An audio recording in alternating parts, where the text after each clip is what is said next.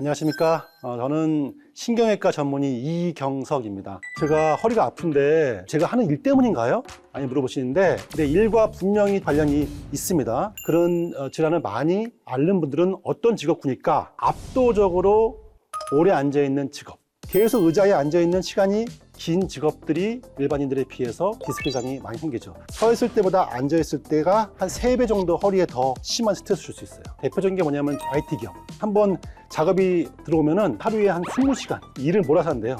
요즘은 뭐 중고등학생 당연하죠. 방송 작가님, PD분들 대부분 허리가 아프실 거고요. 오래 앉아 있는 것뿐만 아니라 잘못된 자세로 앉아 있는 분들. 잘못된 자세로 앉아 있는 것은 심한 강도의 노동과 거의 비슷하다. 문제는 뭐냐면은 자, 이 직업군도 중요하지만 갈수록 이 허리 디스크의 발병 연령이 너무 젊어지고 있어요. 제가 옛날에 레지던트 할 때인데 중학생 디스크가 터져가지고 수술을 하게 됐는데 신경외과 학회 때 발표를 했어요. 케이스 리포트. 그러니까는 야, 이런 애도 디스크 터지는구나. 제가 기억이 생생합니다. 근데 요즘은 너무 흔해요. 심지어는 제가 경험한 제일 나이 어린 학생은 초등학교 4학년이었어요. 4학년인데 디스크 터진 거죠. 갈수록 발병 연령도 빨라지고 불행히도 수술을 받아야 되는 환자의 연령도 계속 젊어지고 있어요. 문제는 이 연골, 디스크는 한번 제거를 하게 되면 평생 재생이 안 되거든요. 그러면 그 어린 학생들이 앞으로 80년간 얼마 안 남은 연골로 살아가야 된다는 거죠. 이게 참 너무 불행한 거죠. 또 재밌는 걸 하나 제가 좀 보게 돼가지고 한번 좀 말씀드리려고 하는데, 한글을 창제하신 세종대왕 이분이 허리가 그렇게 아프셨대요. 이게 세종실록에 나와 있어요. 청나라에서 사신이 오게 되면은 임금님이 사신을 접대하실 때 허리를 이렇게 좀 굽혀야 되는 상황이 오죠.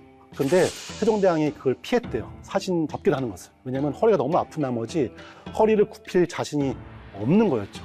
그만큼 허리가 굉장히 안 좋았다는 기록이 좀 있었습니다. 여러분이 오해하신 게 있어요. 디스크가 가출해가지고 탈출해서 신경을 누르는 그 과정이 얼마나 오래 걸릴까요? 여러분, 생각보다 오래 걸립니다. 하루아침에 디스크는 탈출하지 않아요. 디스크는 여러분 생각하는 것 이상으로 우리한테 굉장히 충직합니다. 가능한 버텨요. 버티는데 오랜 기간 동안 여러분이 잘못된 생활 습관과 자세, 체형을 고치지 않는 바람에 디스크는 서서히 밀려나가는 거죠. 근데 여러분은 못 느끼는 거예요. 그런데 어느 순간 탈출한 디스크가 어느 정도 선을 넘게 되면은 그때부터 비로소 통증을 느끼는 겁니다. 그래서 실험 연구가 있었어요. 연구가 1994년에 NEJM New England Journal of Medicine에서 나왔는데, 실제로 건강한 사람 100명에게 MRI를 찍어본 결과 100명 중에 70명이 허리 디스크가 나왔어요.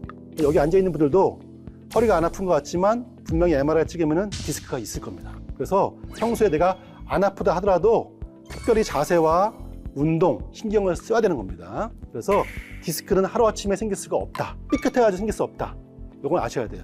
여러분이 또 궁금하신 게 또 질문이 하나 있었습니다. 뭐냐면은 허리 디스크하고요, 협착증의 차이가 뭔지 많이들 물어보시거든요. 어렵지 않게 간단하게 요약만 해서 말씀을 일단은 드리도록 하겠습니다. 자, 보시면은 이게 척추 뼈가 있고요. 뼈와 뼈 사이에 요 파란색 보이세요? 척추의 연골인데, 척추의 연골을 다른 말로 디스크 또는 추간판이라고 부릅니다. 뭉개고 비틀고 눌러버리는 바람에 연골이요, 서서히 밖으로 가출합니다. 튀어나와서 요 신경 보이죠? 요 신경을 가출한 디스크가 신경을 눌러버립니다. 디스크가 탈출해서 신경을 눌러서 아픈 질환을 바로 허리 디스크 탈출증. 요게 여러분이 알고 있는 디스크 탈출증의 원리입니다. 여러분이 오해하신 게 있어요. 디스크가 가출해가지고 신경을 누르는 그 과정이 얼마나 오래 걸릴까요? 하루아침에 디스크는 탈출하지 않아요. 디스크는 연령이 중요하다?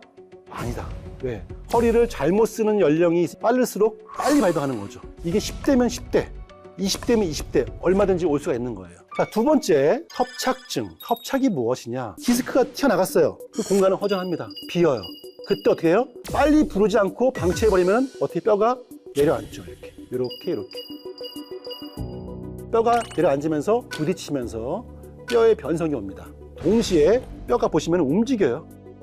디스크가 자기 위치에 정확하게 있어야지만 뼈가 안 움직이죠. 근데 탈출해버리면 비기 때문에 뼈는 움직입니다. 이때부터는 척추의 불안정성, 뼈가 변성된 것뿐만 아니라 근육이 망가지기도 하고요, 척추를 보호해주는 인대가 손상이 되죠. 왜? 뼈가 움직이니까. 심지어 뼈가 붓기도 해요. 이게 협착입니다. 협착증은 디스크보다 발병 연령이 어때요? 더 늦겠죠. 왜냐면은 척추 디스크가 먼저 온 다음에 한참 뒤에야 갑자기 오기 때문에 발병 연령은 당연히 디스크보다는 훨씬 더 늦긴 합니다. 그래서 협착증 하면은 노인성 질환, 이제는 아니다는 거죠. 왜요? 척추 디스크 발병 연령이 과거에는 20대, 30대 이상이었거든요. 근데 요즘은 10대 초반도 오기 때문에 자연스럽게 협착증도 30대 올 수 있어요. 그래서 척추 협착증은 노인성 질환은 아닌 거죠. 세 번째, 또 많이 물어보시는 건 측만증인데요. 측만증은 종류가 두 가지다. 구조성 측만증, 비구조성 측만증이에요. 차이가 뭐냐? 첫 번째, 구조성 측만증은 말 그대로예요. 태어났을 때부터 뼈 모양이 옆으로 휜 거예요. 척추를 만드는 여러 가지 유전자, 그것이 나중에 커갈수록 측만증이 더 악화되는 거죠. 하지만 이거는 애당초 막을 수가 없는 겁니다. 측만증은 아이들 잘못이다? 아니에요. 측만증은 아직까지도 의사들이 원인을 못 찾고 있어요. 확실한 것은 어딘가에 그 유전적인 원인이 있다는 겁니다. 아이들 막 불러놓고 내가 너를 그렇게 평소에 오락하지 말라고 했지 막 혼내요. 근데 아이들은 잘못한 게 없어. 측만증이 생각보다 미래에 심각한 통증과 심각한 척추 질환을 유발하지도 않는다고 돼 있어요. 그래서 적정 각도 미만이면은 그렇게 걱정할 필요 없다. 아이들한테 적절한 운동을 교육시켜주고 그다음에 바르게 앉기, 바르게 걷기 이런 거를 체크하면서 어느 정도 지나가면은 비록 아이들의 허리가 휘었을지언정 그 아이들이 허리 때문에 고생하는 경우는 별로 없어요. 근데 이걸 모르니까 유명하다는 교정원 아니면 재활의학과 가서 계속 치료받는 거예요. 의미 없다. 척추 각도가 35도 넘지 않으면은 대개는 운동 방법으로 할 수 있다는 겁니다. 이게 바로 구조성 측만증이에요. 두 번째, 비구조성 측만증. 뼈 모양이 원래 그렇지 않은 측만증. 뭔가 엉뚱한 원인이 관여되는 바람에 허리가 휜 거예요. 대표적인 게 뭐죠?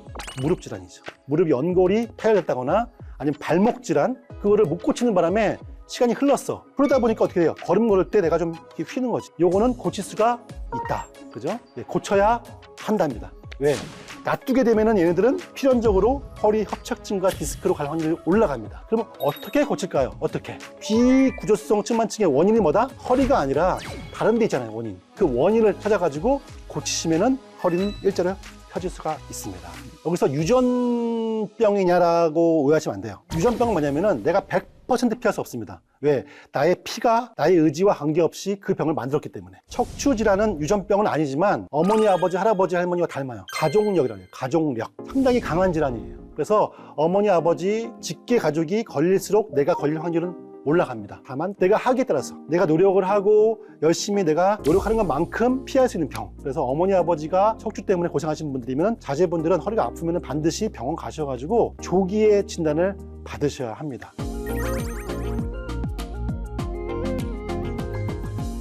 수술을 해야 되나요? 아니면 말아야 되나요? 라고 물어보시는데 척추는 평생 재생이 안 되는 연골이 있으니까 함부로 수술하면 안 되고 감별 진단을 여러분 하셔야 됩니다. 먼저 첫 번째, 나이가 젊다. 젊으면 저는 수술은 일단은 2순위다. 수술하지 않고 좋아지기 위해서는 반드시 적절한 운동을 통해서 필요한 근력을 확보해야 되거든요. 젊으신 분들은 아무래도 조금만 운동하고 조금만 활동하면은 근육이 금방 생긴단 말이죠. 젊으신 분일수록 꼭 필요한 경우 아니라면은 수술보다는 비수술 치료를 한 번 더 고민을 해보시는 게 저는 좋다고 생각을 합니다. 만약에 통증이 아픈데 참을만해. 그런데 마비가 있어요. 다리가 마비가 돼가지고 갑자기 발목이 안 올라간다거나 대변장애, 그냥 항문이 열려가지고 대변 나오는 거예요. 이런 게 굉장히 심각한 건데 신경 마비가 있는 분들은 수술을 하셔야 돼요. 여러분이 참는다 하더라도 늦으면 안 돌아옵니다. 마비가 있는 경우는 반드시 수술을 해야 됩니다. MRI 후견이 수술을 해야 됩니다라는 의견이 대부분 일치해야 돼요. 50대 50이다? 그건 이상한 거예요. 어떤 의사는 하세요. 어떤 의사는 하지 마세요. 나뉘는 게 많으면은 일단은 수술은 안 하는 게 맞다. 여러분이 아플 때 MRI 찍고 진단 받으시면은 딴 병원 가서 한번 보여주고 딴 선생님의 의견을 들어봐야 됩니다. 2중, 3중, 4중으로 체크를 하셔야 돼요. 일상생활이 안 되는 통증이어야 돼요. 걷기도 힘들고 대sob을 못 봐요. 앉을 수도 없어요. 이 일상생활 때문에 내 삶이 더 이상 계속해서 갈 수 없을 때 그 통증이에요. 그게 일상생활입니다. 여기에 들어오지 않는다면 저는 수술이 아니다. 좀 더 이건 버텨봐야 된다. 이렇게 이해하시면 될 것 같아요. 마지막으로 본인이 수술에 대한 필요성을 가지고 인지를 해야 돼요. 다 필요성은 인지하지만 본인이 수술을 원치 않으면 하면 안 돼요. 그러면은 예후가 엄청 안 좋아요. 수술하게 되면은 해야 될 일이 엄청 많습니다. 그 아픈 고통의 기간이 또 거쳐야 되고요. 그 다음에 재활도 필요합니다. 본인이 조심해야 될 게 엄청 많은데 억지로 수술하신 분들은 그 재활의 기간을 감당할 수가 없어요. 그 다음부터는 아프니까 본인이 후회하시면서 우울증이 옵니다. 남을 원망해. 그래서 본인이 반드시 수술에 대한 자각성, 필요성을 인지하는 분만 수술을 하는 게 맞다는 겁니다. 만약에 기준에 하나라도 있는 분들은 최대한 노력을 해보시고 안 되면 나중에 하는 게 맞는 거예요. 요거 정리한 것만 여러분이 잘 모아서 기억하신다면 본인뿐만 아니라 주위에 있는 분들 수술을 선택할 때 굉장히 중요한 기준이 될 것 같아요.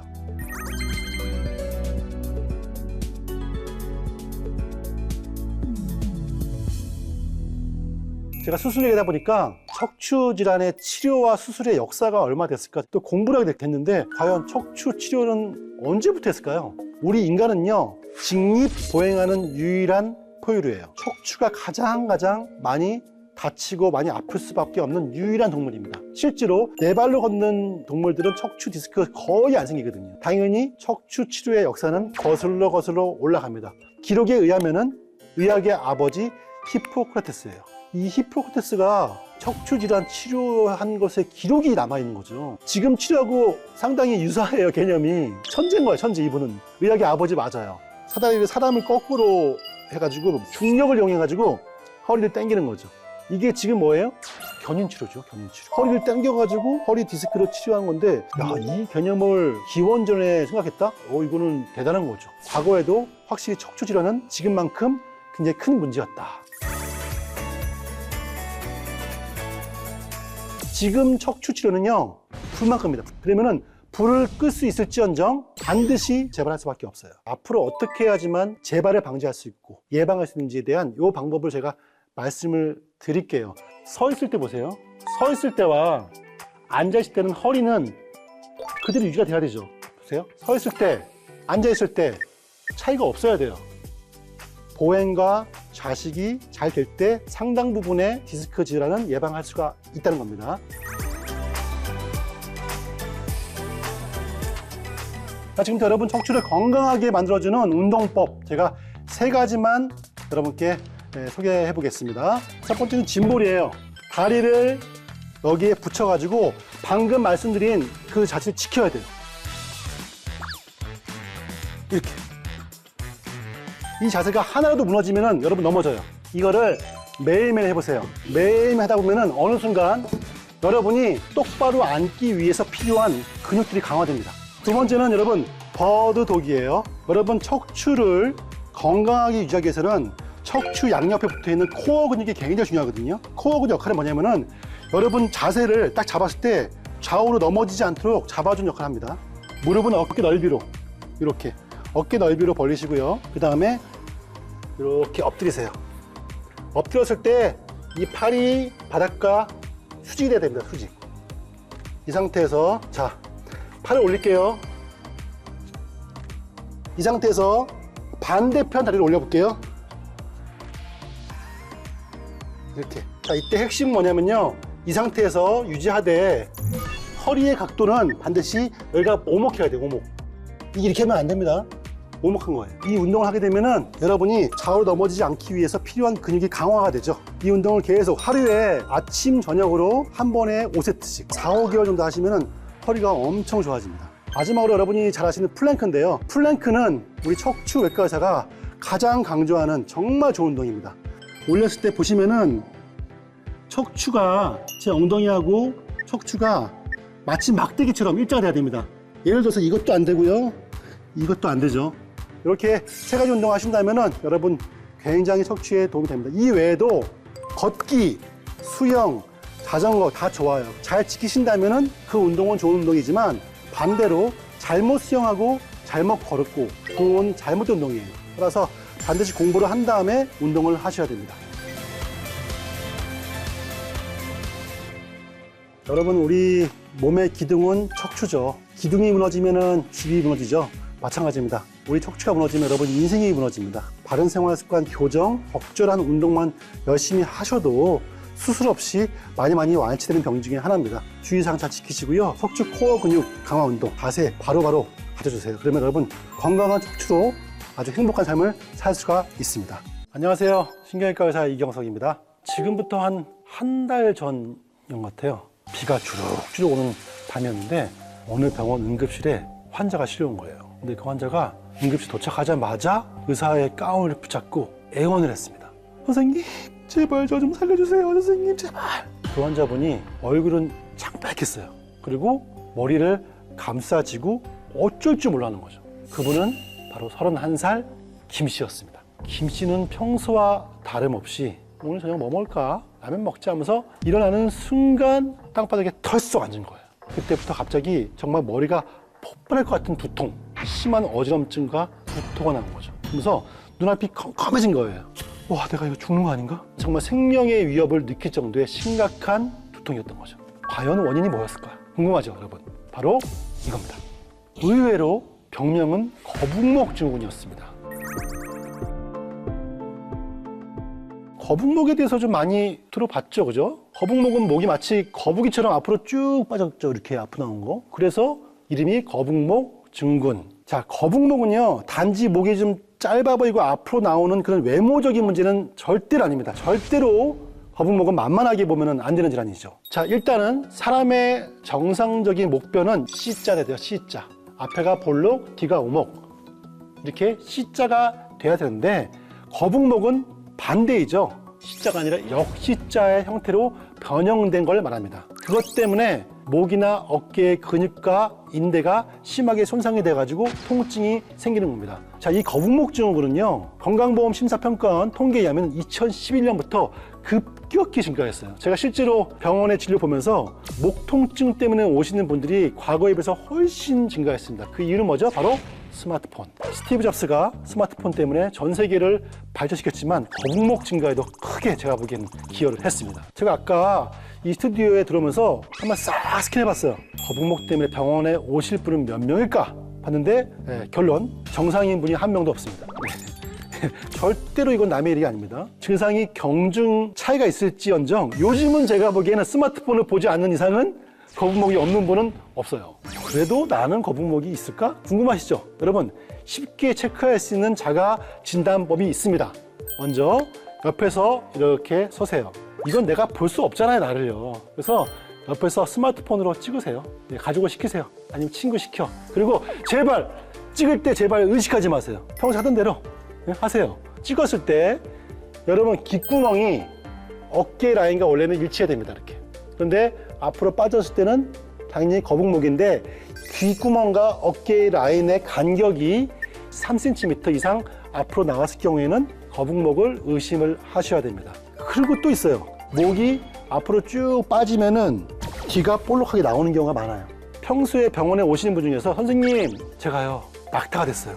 목 뒤에 혹이 있대, 혹이. 왜냐면 목을 잡아주기 위해서 목이 넘어가면요, 여러분 넘어져야 돼요, 원래. 근데 안 넘어지는 이유는 뭐냐면 24시간 중에서 잘 때 빼놓고는 얘네들이 당겨줘야 돼요. 마치 이렇게 텐트 줄처럼 당기는 거지. 얼마나 힘들겠어요, 얘들이. 그죠? 그러니까 얘네들은 어떻게 해요? 서서히 커집니다. 이거를 감당하기 위해서. 그래서 여기가 볼록해지죠. 그래서 평소에 목 뒤가 뭔가 좀 볼록해진다. 그럴 경우에는 역시 거북목 증후군 가능성이 높죠. 아유, 뭐 고개 좀 막 앞으로 한다고 뭐 그게 뭐 그렇게 겁을 주고 뭐 응급실 어마어마합니다, 여러분. 자, 성인 평균 머리 무게를 고려할게요. 고개를 앞으로 1cm 내밀 때마다 목에 약 한 2에서 3kg 무게가 더해집니다. 여러분 헬스장 가봤죠? 3kg 아량 들어봤어요? 무거워요. 고개를 앞으로 1cm 뺄 때마다 여러분 머리에 올라갑니다. 더 심한 경우에는 최대 15kg. 아이 한 명이 목 위에 있는 것과 똑같아요. 스마트폰을 여러분 계속 보죠, 그죠? 지하철, 밥 먹을 때, 걸을 때, 이때 계속 고개를 숙이면은 15kg의 아이가 여러분 머리 위를 짓누르는 겁니다. 목을 받치고 있는 이 목 근육과 목뼈는 서서히 아파질 수밖에 없죠. 목 주위에 있는 근육이 15kg짜리 아이를 이기기 위해서 어떻게 해요? 서서히 근육은 강해집니다. 강해지는 게 좋은 거 아니에요? 아니에요. 강해지지만 그냥 굳어버리는 거죠. 그걸 바로 근육의 섬유화라 부릅니다. 근육의 섬유화는 근육에서 발생한 쓰레기예요. 근육이 일하면서 피로가 쌓이면서 염증 물질이 쌓이고 그 염증 물질이 나가야 되는데 쓰레기차가 못 온 거예요. 왜? 그 쓰레기차는 어디서 오죠? 여러분 혈관에서, 혈관. 동맥을 타고 와야 되는데 이게 굳어버리는 바람에 피가 막혀가지고 차가 안 온 거예요. 쓰레기가 쌓인 거지. 쌓여가지고 굳어버리는 거거든요. 그냥 근육이 꽉 굳어버리는 거예요. 이렇게 되면은 근육 속에는 수많은 혈관과 신경이 있는데 이 근육이 혈관과 신경을 꽉 눌러버려요. 눌러버리면 피가 안 통하죠. 피가 안 통하면 근육은 서서히 죽어가는 거죠. 평소에 이렇게 심하신 분들은 경서가 그러면 이러잖아요. 그죠? 근육이 굳어가지고 이게 안 되는 거예요. 그런 분들은 심각한 경추, 목 질환이 생길 수도 있습니다. 거북목은요, 여러분 의외로 극심한 두통의 원인이거든요. 잠깐만, 목이 거북목인데 두통이 온다? 당연하죠. 목, 경추 1번하고 2번에서 신경이 나오는데 그 신경은요, 이렇게 목을 타고 목 근육에 묻혀가지고 쭉 올라가요. 귀 뒤를 통과해서 머리로 올라와서 눈으로 갑니다. 이게 바로 후두신경이라고 불려요. 이 신경이 쭉 올라오는 이 경로가 바로 근육이잖아요, 근육. 신경을 덮고 있는 이 근육이 거북목 때문에 꽉 굳는 거예요. 어때요? 굳어버리면은 신경을 꽉 조이죠. 조이면은 이 후두신경이 눌리면서 통증이 발생하는데 사람에 따라서 엄청나게 극심한 두통이 옵니다. 어떤 분들은 송곳으로 찌른다 그래요. 눈을 막 못 떠요. 선생님, 저 눈 뜨면은 죽을 것 같다는 거야. 너무 아파가지고. 이게 후두신경통의 특징이죠. 이분들은 수면 부족, 만성 피로도 같이 동반될 수 있습니다. 정말 심하신 분들은 우울증 와요. 우울증. 나는 머리 아프고 잠도 안 오고 뭔가 좀 다 안 좋은데 MRI 찍어서 뇌를 보면 뇌는 깨끗해요. 그러니까 나는 미치겠는 거지. 이게 바로 거북목 증후군에 생긴 후두신경통 두통이거든요. 더 나아가면은 이 거북목 증후군은 여러분이 잘 아는 목 디스크, 경추의 추간판 탈출증으로 발전할 수가 있습니다. 뼈와 뼈 사이에 있는 추간판이 손상이 돼가지고 밖으로 돌출되어 나와서 신경을 누르는 질환이거든요. 그 신경이 팔로 가니까 목뿐만 아니라 팔도 아프고 저리죠. 정말 심한 경우에는 팔이 마비가 됩니다. 이 거북목 증후군이 심하게 방치가 되면은 여러분 목 안에 있는 뼈가 두꺼워지면서 신경을 누르기 때문에 전신마비가 올 수 있어요. 심지어는 사망률도 올립니다. 골절 위험이 약 1.7배 높고요. 그로 인한 사망률은 약 1.4배나 높다고 합니다. 그래서 절대로 여러분이 무시하거나 만만하게 보면 안 되는 질환이 바로 거북목입니다. 거북목을 부르는 생활 습관 뭐가 있을까요? 압도적으로 현대인들의 거북목 원인 1위는 바로 제가 보기에는 컴퓨터다. 제가 항상 환자가 오면 물어봅니다. 컴퓨터 모니터 높이는 어때요? 거의 대부분 노트북 봐요. 아니면은 모니터 높이가 정상이 아닙니다. 모니터 낮을 경우에는 이거잖아요. 안 돼요. 높여야 됩니다. 바라봤을 때 전방 10도를 바라볼 수 있는 높이. 이게 가장 아이디얼한 모니터 높이입니다. 어떻게 높여요? 높일 수 있습니다. 받침대 아니면 책 같은 거 싸서 올리시면 되잖아요. 모니터뿐만 아니라 책상과 의자와의 관계 굉장히 중요합니다. 지금 여러분 앉은 자세에서 가만히 팔을 책상에 올려보세요. 올렸을 때 팔뚝의 각도가 90도가 돼야 됩니다. 이게 아니고 높다, 낮다 이러면은 거북목 발생합니다. 이걸 고치지 않고 뭐 명의를 만난다? 제가 보기엔 치료 안 됩니다. 척추 질환은 결과에 대한 치료가 중요한 것이 아니라 그 원인부터 같이 치료를 해야 된다. 자, 그런데 제가 강조하는 거, 거북목은 결과예요. 거북목만의 문제는 대부분 없습니다. 우리 몸은 젠가예요, 젠가. 발부터 하나하나 차곡차곡 올라온 거예요. 올라와서 마지막 젠가는 제 머리예요. 그런데 만약에 여러분 골반에서 이 젠가가 무너지는 거죠. 이렇게. 그러면 목은 빠지는 거예요. 반대로 허리가 비틀어졌어. 그럼 목도 같이 비틀어지는 거죠. 그런데 엑스레이를 찍는데 이걸 안 보고 이것만 보는 거예요. 딱 찍었어. 거북목입니다. 목을 교정합시다. 축축축축 하면 되겠어요, 안 되겠어요? 그죠? 안 되는 거죠. 그래서 대부분의 만성 목 통증이 있는 분들, 그리고 만성 두통이 있는 분들은 목이 원인이지만 목도 결과인 경우가 많다. 그래서 엑스레이는 목을 찍 때 전체 척추를 찍어봐야 돼요. 그래서 그분의 골반이 문제인지 심지어는 무릎도 봐야 됩니다. 봤을 때 이분이 어디가 망가져가지고 목이 앞으로 나왔구나. 그거를 잡아주는 것이 좋은 의사가 하는 일이에요.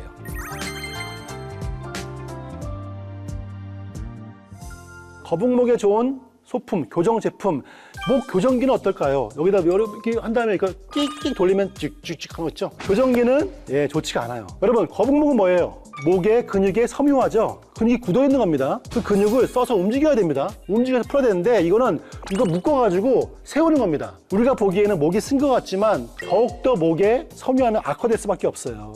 오히려 목을 쓰면서 움직이게 하는 것이 훨씬 더 좋은 치료입니다. 자, 베개도 물어보는데 베개. 제가 실제로 베개를 리뷰하기 위해서 정말 제일 비싼 베개가 50만 원짜리, 그 다음에 30만 원짜리 사봤는데 정말 다 사봤어, 진짜. 하도 물어보니까 환자분들이 제가 써봐야 될 거 아니에요. 그래서 결론이 뭐냐? 그러는 불필요하다. 전문가인 제가 써보니까 불필요하다. 베개는요, 소모품이에요. 소모품. 길게 써봤자 1년 정도 쓰면 바꿔야 돼요. 탄력성을 잃기 때문에. 그리고 위생 문제가 있습니다, 여러분. 그래서 가격대는 제가 보기에는 비싸봤자 5, 6만 원 미만으로 하는 게 제일 좋아요. 거북목에 좋은 운동이 뭐예요? 물어보는데 이 목을 세우기 위해서는 목 뒤에 있는 근육을 강화시켜야 됩니다. 그 다음에 등 근육을 강화시키는 게 가장 중요합니다. 여러분, 등 근육을 강화시켜야지만 이 근육이 목뼈를 당기죠.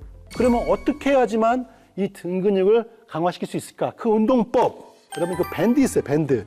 세라밴드? 집에 적절한 구조물에다가 밴드를 묶어. 허리 구부리면 안 됩니다. 허리 이렇게 펴가지고 척추의 전만 유지하시고요. 귀와 어깨와 골반은 일자 유지하세요. 이 상태에서 밴드 잡고 당겨야 돼요.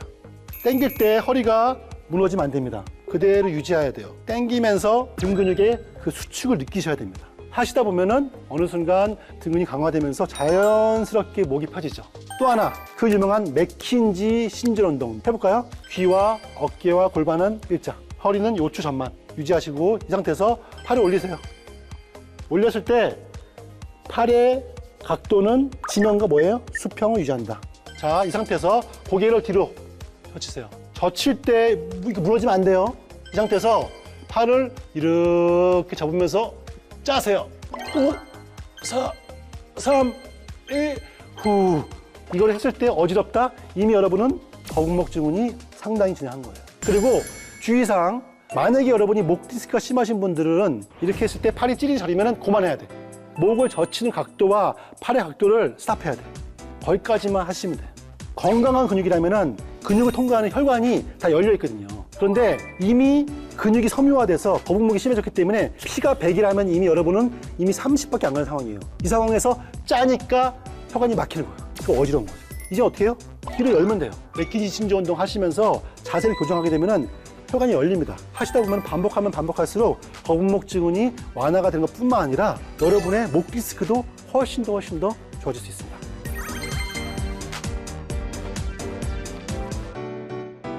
여러분, 거북목은요, 잘못된 생활 습관 때문에 서서히 악화되는 것만큼 여러분이 고쳐야 될 시간은 훨씬 늘어납니다. 조기에 빨리빨리 생활 습관을 고치는 그 노력, 그것이 정말로 훌륭한 치료인 것이지 병원 가서 주사 맞고 치료하는 것은 그 다음의 문제인 것이죠. 지금 바로 이 시간부터 여러분 오늘의 배운 생활 습관 교정과 운동법을 적용하신다면 거북목과 만성 두통과 만성 경부통증에서 해방할 수가 있을 겁니다.